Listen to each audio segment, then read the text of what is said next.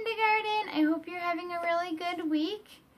I've had a very exciting local animals week. I found a very tiny baby turtle, like this big, last Saturday, and then when I was out on one of my walks in the evening, I was pretty sure, almost positive, that I saw the shadow of a bear crossing the road because it was much bigger than a cat or a rabbit or a porcupine, and it just sort of stood there for a long time.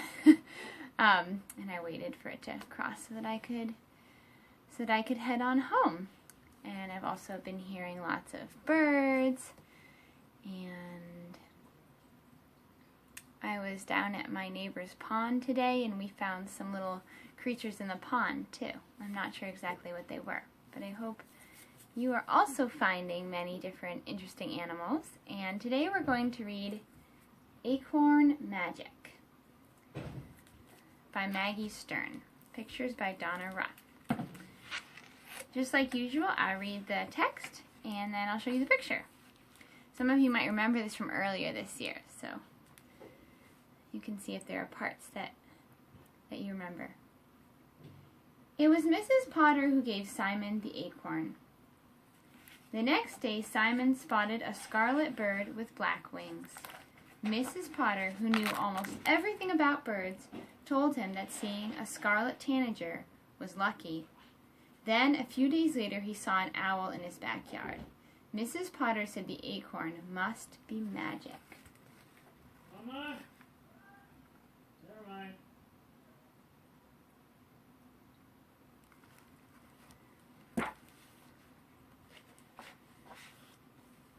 One hot morning, Mrs. Potter walked across her yard to Simon's house. Simon was sitting on the front steps, spinning his acorn like a top. "Simon," said Mrs. Potter, "how would you like to go camping with me?" Someone spotted a pileated woodpecker on Mount Hancock.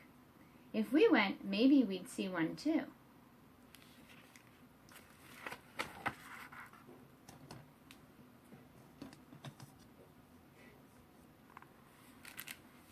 Simon turned to his mother. "Please, can I go, please?"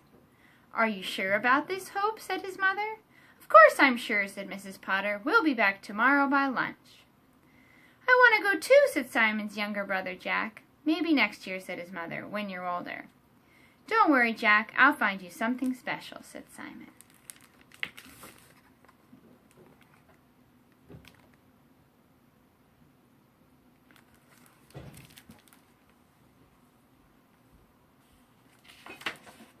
Simon packed his stuffed moose and his sleeping bag. He put his acorn safely in his pocket.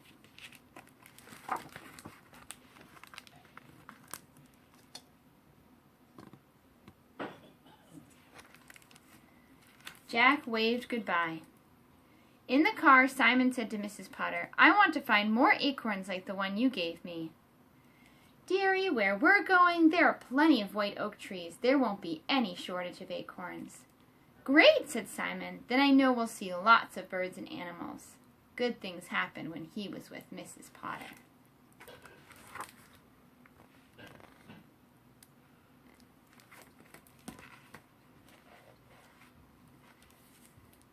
Blue mountains rose high above the lake at the campground. After Mrs. Potter had pitched the tent, Simon unrolled his sleeping bag. He laid down his moose and tucked the acorn under its antlers so he wouldn't lose it. He was sure he'd find other lucky acorns. "Let's be on our way," said Mrs. Potter. "We've got a lot to explore." And you can see this is a big picture. You can see where they're camping in this big, beautiful place. Have any of you ever been to a place that looked like that? I know I have some places like this right down my road. Simon followed close behind Mrs. Potter.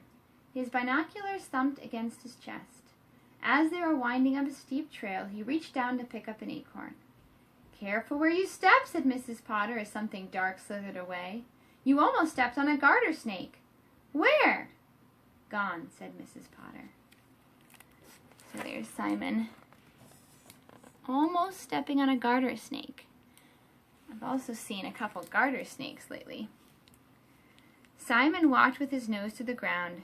Look at these, Mrs. Potter. Simon was stuffing handfuls of acorns into his pocket. I'm going to see 1,000,000 animals now. Maybe, said Mrs. Potter. So that's Simon finding all the acorns. He's pretty focused just on the acorns right now. We'll see what happens.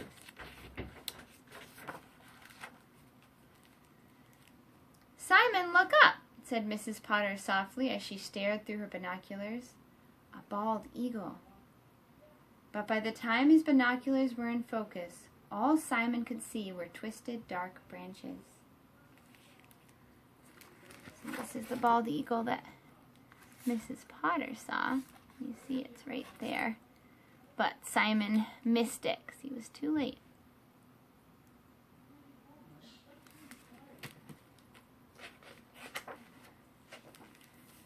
When they were deep in the woods, Mrs. Potter sat down on a large rock. She scanned the trees with her binoculars. Simon's pockets were so full that acorns were spilling out. He scurried around the trail to retrieve them. So there they are, Simon and Mrs. Potter together in the woods. Simon looking for acorns and Mrs. Potter still looking for animals in nature.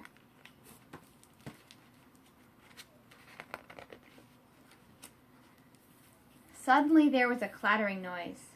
Quick, in that tree, said Mrs. Potter. There's a goldfinch. There's Mrs. Potter pointing out the goldfinch. Simon grabbed one more acorn, then looked up. The noise had stopped. The bird had flown off. And there's Simon, just missing it.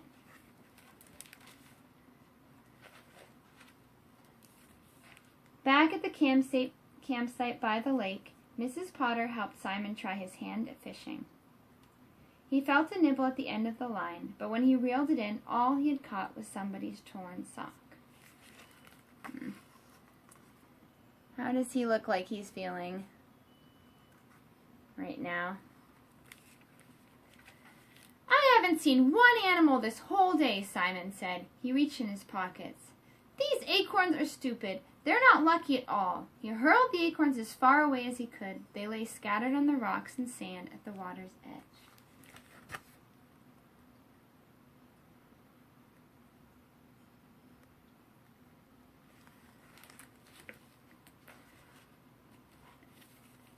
That evening, rain hammered on the tent. Thunder boomed. In his sleeping bag, Simon clung to his moose. He reached for his lucky acorn and rubbed its smooth bottom with his thumb. We're safe in here, dearie, said Mrs. Potter. She turned on her flashlight. A large branch cracked nearby. It's a tornado, said Simon. No, it's a summer storm. Listen, you can hear the thunder. It's overhead now. Soon it will pass. Simon cried quietly into his moose's antlers. Mrs. Potter patted his sleeping bag. There are many things that don't happen the way we plan. Weather is only one of them. But you always see everything, said Simon. I didn't see the pileated woodpecker, said Mrs. Potter. There's Mrs. Potter comforting Simon during the storm. I think he's a little scared of the storm, but he's also feeling sad that he didn't see all the things that Mrs. Potter did that day, because he was so busy looking for acorns. With the first morning light, Simon reached for his acorn. He rubbed its knobby hat. I'll be careful not to lose you, he said. Simon slipped out of the tent and went down to the lake. He looked around. A duck with green feathers sailed by. Tree frogs chirped in the distance. Simon smiled. There he is, looking out at the lake and seeing some pretty interesting things. A duck. Hearing a frog. I bet you all have been hearing a lot of frogs. I've been hearing a lot of frogs around here in the evening, making all kinds of noise. Then Simon heard a rustling sound. He turned around quietly. At the edge of the lake stood a moose. It was enormous. Its legs were tall and thin like stilts. Its velvety antlers seemed to spread across the sky. Simon stood frozen. The moose looked straight at him. Its eyes gleamed in the morning light. Then it turned away and plunged straight into the lake. Wow.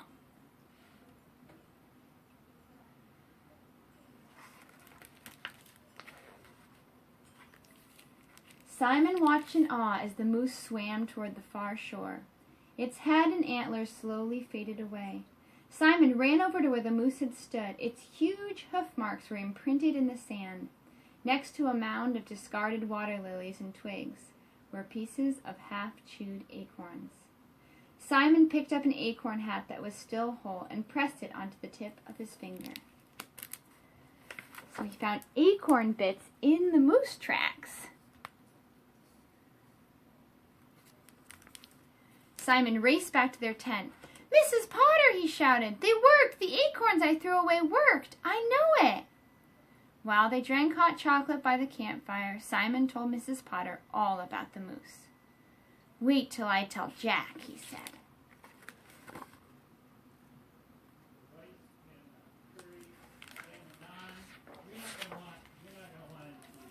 In the car on their way home, Simon looked at his acorn and his new acorn hat. "Mrs. Potter," he asked, "do you think acorns are really magic?" "Dearie, one small acorn can become a tree so tall you can scarcely see the top." She paused. "If that isn't magic, then I don't know what is."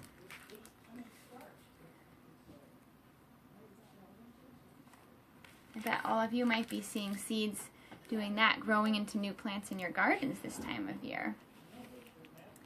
When he got home, Simon raced upstairs into Jack's bedroom, slipped the acorn hat off his finger, and placed it on Jack's pillow. Then Simon ran outside. He dug a hole at the far side of the backyard. Taking the acorn from his pocket, he felt its pointed tip and carefully planted it. And what do you think will happen to the acorn? What happens to seeds when you plant them in the garden? Simon knew the acorn would take a long time to grow into a tree, but he also knew that at any moment, magic could happen. Just like that tree.